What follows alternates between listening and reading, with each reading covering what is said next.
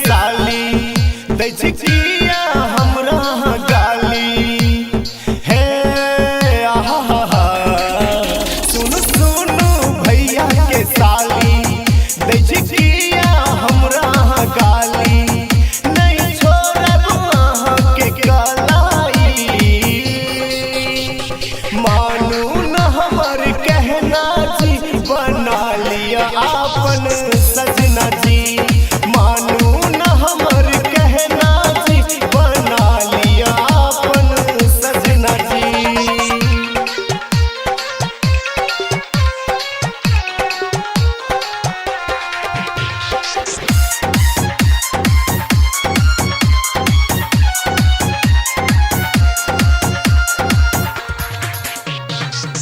लाल लाल गाला के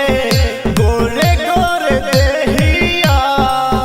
चमकैत चेहरा के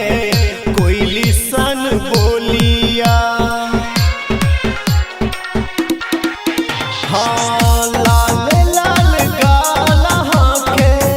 गोरे गोरे देहिया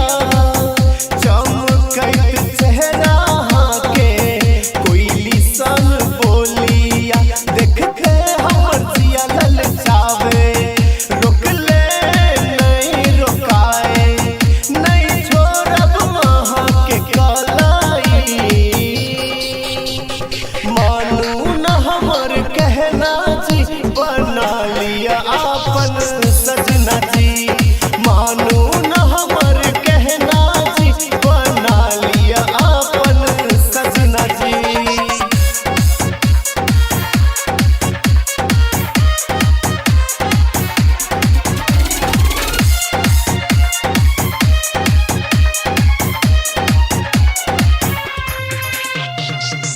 मानू न बात हमर